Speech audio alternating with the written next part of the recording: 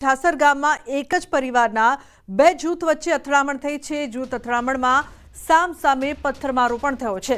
પથ્થર મારતા વિડીયો સ્થાનિકોએ કેદ કર્યા છે। પથ્થર વાગતા એક મહિલાને ગંભીર ઈજા થઈ છે, તો ધારપુરમાં તે સારવાર હેઠળ છે। રાધનપુર પોલીસ સ્ટેશન ખાતે 5 મહિલા સહિત 4 પુરુષો સામે ફરિયાદ નોંધાઈ છે, તો કુલ 9 લોકો સામે પોલીસ ફરિયાદ નોંધાઈ છે। પોલીસ દ્વારા વધુ તપાસ કરવામાં આવશે। રાધનપુરમાં બે જૂથ વચ્ચે અથડામણના દ્રશ્યો સામે આવ્યા। એક જ પરિવારના બે જૂથો વચ્ચે અથડામણ થઈ હતી, તો સામસામે કઈ રીતે પથ્થરમારો કરવામાં આવી રહ્યો છે તે દ્રશ્યો જુઓ। પથ્થર વાગતા એક મહિલા પણ ઈજાગ્રસ્ત થઈ છે। હાલ આ મામલે પોલીસ દ્વારા વધુ તપાસ કરવામાં આવી રહી છે, તો હાલ કુલ 9 લોકો સામે પોલીસ ફરિયાદ કરવામાં આવી છે। રાધનપુરમાં બે જૂથ વચ્ચે અથડામણ થઈ હતી, જેમાં મહિલાઓ પણ પથ્થર મારતી નજરે પડી રહી છે। તો એક જ પરિવારના બે જૂથ વચ્ચે અથડામણ થઈ હતી। સામસામે પથ્થરમારાના દ્રશ્યો છે તે હાલ વાયરલ પણ થઈ રહ્યા છે। કચ્છ મુન્દ્રાના જૂની અદાવતમાં 20 જણનો ધોકા પાઇપ છરીથી બે ભાઈ સહિત 3 જણ પર હુમલો કરવામાં આવ્યો। મુન્દ્રાના શક્તિનગર પાસે આરાધ્યા સિનેમા સામે ચા નાસ્તાના પાર્લર પાસે આ બનાવ બન્યો છે। ફરિયાદી છાતીમાં છરી મારી હત્યા કરવા પ્રયાસ કરાયો। ઝઘડામાં વચ્ચે પડેલા પાર્લર સંચાલક પર પણ હુમલો કરવામાં આવ્યો। હુમલાના સીસીટીવી ફૂટેજ વાયરલ થયા છે। તો અહીં ધોકા પાઇપ અને છરીથી 3 લોકો પર હુમલો કરવામાં આવ્યો। ચા નાસ્તાના પાર્લર પાસે આ સમગ્ર બનાવ બન્યો હતો। હુમલાના સીસીટીવી ફૂટેજ હાલ વાયરલ થઈ રહ્યા છે, જેમાં જોઈ શકાય છે કે કઈ રીતે આ હુમલો કરવામાં આવ્યો। જૂની અદાવતમાં 20 લોકોએ હુમલો કર્યો હતો, તો હથિયારો સાથે પહોંચીને 3 લોકો પર હુમલો કરવામાં આવ્યો। અરવલ્લીના મોડાસામાં પ્રેમ લગ્ન કરનાર યુવકને તાલિબાની સજા મળી છે। અસામાજિક તત્વોએ યુવકને ચંપલનો હાર પહેરાવીને જાહેરમાં ઢસડીને માર માર્યો। જાહેરમાં કાયદો હાથમાં લઈ ભય પેદા કરવાનો પ્રયાસ કર્યો। યુવકની પત્નીએ ન્યાયની માંગ કરી છે। મોડાસા ટાઉન પોલીસ સ્ટેશન હદ વિસ્તારનો આ સમગ્ર બનાવ છે।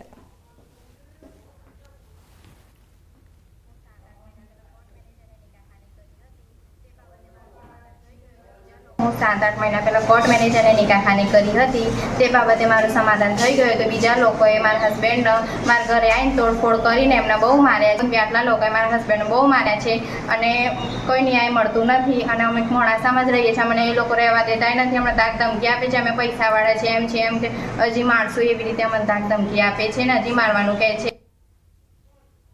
અમદાવાદના બારેજામાં તસ્કરો બેફામ બન્યા છે। મોડી રાત્રે 16થી વધુ દુકાનના તાળા તોડી ચોરી કરી, દુકાનમાંથી લાખોની ચોરી કરી, દવાખાનામાં પણ હાથ સાફ કર્યા। ચોરીની ઘટના સીસીટીવીમાં કેદ થઈ છે। પોલીસે ફરિયાદ નોંધીને વધુ તપાસ શરૂ કરી છે। તો બારેજામાં 16થી વધુ દુકાનના તાળા તૂટ્યા હતા। દુકાન દવાખાનામાં લાખોની ચોરી કરવામાં આવી છે। આ મામલે પોલીસ દ્વારા વધુ તપાસ પણ કરવામાં આવશે। જ્યારે ચોરીની ઘટનાના સીસીટીવી છે તે પણ સામે આવ્યા છે, જેમાં જોઈ શકાય છે કે રાત્રે કઈ રીતે ચોરી કરવામાં આવી છે। બારેજામાં 16થી વધુ દુકાનોમાં ચોરીની ઘટનાને અંજામ આપવામાં આવ્યો છે। દુકાનની સાથે દવાખાનામાંથી પણ લાખોની ચોરી।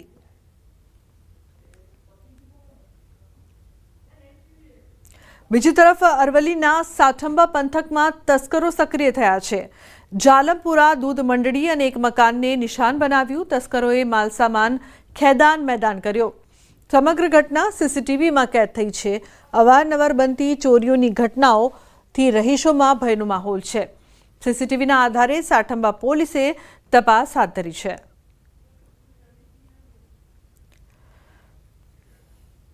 તો બીજી તરફ વલસાડમાં ઉમરગામમાં તસ્કરો બેફામ બન્યા છે।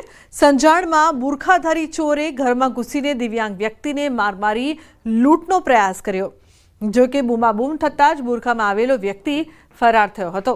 બનાવની જાણ થતાં પોલીસની ટીમ પણ ઘટના સ્થળે પહોંચી હતી। ચોરે દિવ્યાંગ વ્યક્તિ પાસે પહેલા પાણી માંગ્યું હતું, બાદમાં કોલર પકડીને માર માર્યો અને લૂંટનો પ્રયાસ કર્યો હતો।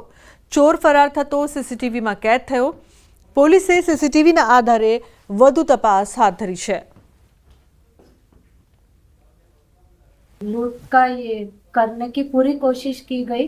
मेरे हस्बैंड को बहुत मारा, एक गला दबाकर, और मेरे हस्बैंड को पहले उन्होंने बोला, मांग की कि पानी दो, पानी दिया। फिर वो बुर्का पहनकर आया हुआ था।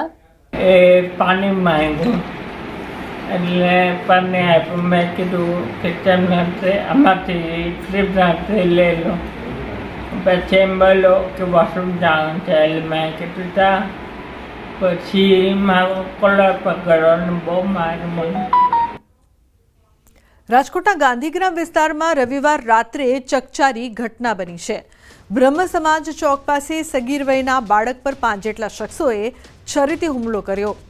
છરીથી બાળક પર હુમલો થતાં તે ગંભીર રીતે ઇજાગ્રસ્ત થયો હતો. ભોગ બનનાર સગીર દ્વારા આરોપીઓમાંથી એકની થોડા દિવસ અગાઉ મસ્તી કરવામાં આવી હતી, જેની અદાવત રાખીને સગીર પર હુમલો કરવામાં આવ્યો. હુમલો કરનારા આરોપીઓમાં કેટલાક સગીર વયના હોવાનું પણ સામે આવ્યું છે. તો આ સમગ્ર મામલે પોલીસે ગુનો નોંધીને વધુ તપાસ હાથ ધરી છે.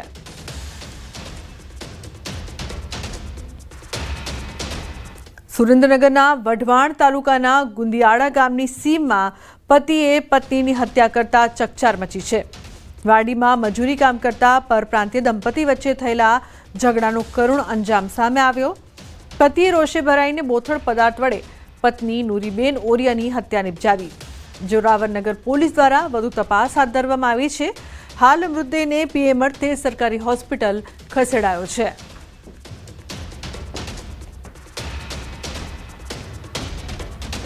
અમદાવાદની સરખેજ પોલીસે દારૂ બનાવતી ફેક્ટરી ઝડપી પાડી છે.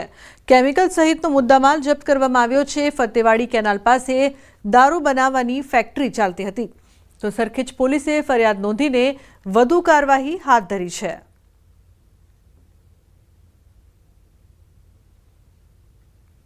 બીજી તરફ રાણપુરના સાંગણપુર ગામમાં એક મહંત ગાંજાની ખેતી કરતા ઝડપાયા છે. ખોડિયાર આશ્રમમાં આવેલા હનુમાનજી મંદિરના મહંત ધરમદાસ બાપુ ગુરુશ્રી શંકરદાસ બાપુ પર આરોપ લાગ્યો છે. મહંતે ગાંજાનું વાવેતર કરવા બદલ પોલીસે ઝડપી લીધા છે. એસઓજી પોલીસ દ્વારા બાતમીના આધારે રેડ કરતા લીલા ગાંજાનું વાવેતર જોવા મળ્યું.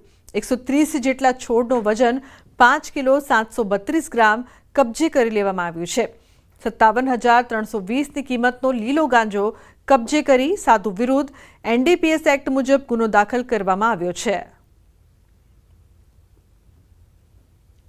રેડ કરતા લીલા ગાંજાના છોડ કુલ 130, જેનું વજન થાય છે 5 કિલો 732 ગ્રામ અને 57,320 રૂપિયાની કિંમત થાય છે. તે મુદ્દામાલને એનડીપીએસ એક્ટની કલમ હેઠળ જપ્ત કરેલ છે અને ગુનો દાખલ કરેલ છે. જે ગુનાની આગળની તપાસ સ્પેશિયલ ઓપરેશન ગ્રુપના પીઆઈ છે ત્યારે ચલાવી રહેલ છે. આરોપી છે તેમનું મૂળ નામ અશોકગીરી હીરાગીરી ગોસ્વામી, 57 વર્ષની ઉંમરના છે. અન્ય સમાચાર ગીર સોમનાથથી સર્વરની સમસ્યાથી જગતના તાત રઝળ્યા. ટેકાના ભાવે ખરીદીના રજીસ્ટ્રેશન માટે કતાર લાગી છે. સર્વર ઠપ થતા ખેડૂતો પરેશાન થયા છે. તો